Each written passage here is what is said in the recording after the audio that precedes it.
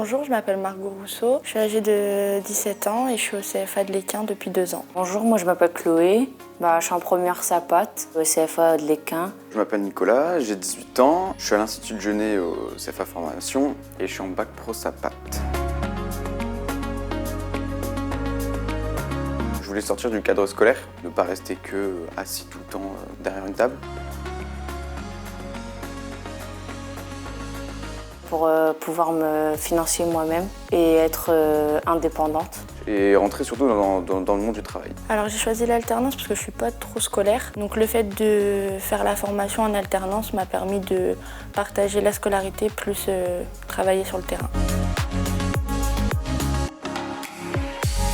J'ai choisi cette formation car elle englobe plusieurs secteurs d'activité, comme le secteur de la petite enfance et le secteur des personnes âgées. Alors j'ai choisi cette formation par rapport à mon expérience personnelle, que je me suis occupée de ma grand-mère et quand elle est partie, j'ai toujours voulu continuer à travailler avec les personnes âgées. J'ai eu des échos d'un peu tout le monde de mon entourage. On m'a conseillé le CFA et plus particulièrement cette formation-là.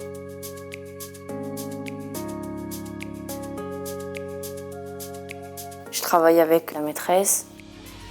En tant qu'AC, je viens en aide si elle a besoin. Je l'aide si un enfant se fait mal, je vais m'occuper de l'enfant. S'il doit faire pipi, je vais l'accompagner à l'école. Et le soir, je fais l'entretien des locaux. Alors j'arrive, je me mets en tenue, je prends ma liste de résidents, je commence les toilettes, après les petits déjeuners, le repas du midi, l'animation de l'après-midi, ensuite l'échange pour les couchers, le souper du soir et les couchers pour la nuit. Avec la situation sanitaire actuelle, c'était un peu compliqué, mais il ne faut jamais lâcher. Il faut toujours persévérer et toujours appeler, envoyer. Et au bout d'un moment, ça vient. Non, j'ai eu du mal et le CFA m'a beaucoup aidée.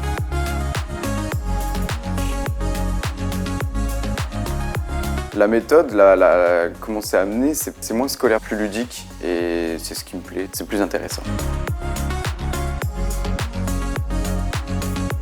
Elle est au top.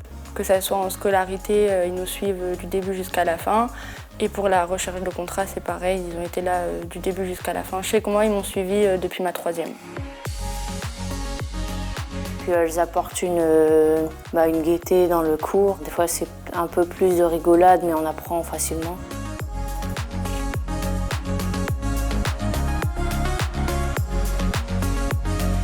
C'est encore un peu vague pour ma part, mais je partirai plus particulièrement en tant qu'éducateur spécialisé. À la fin de mon contrat, c'est rentrer dans une école d'infirmière. Faut pas hésiter parce qu'en soi, ça te fera une expérience professionnelle, un peu d'argent de poche aussi, c'est toujours plus intéressant.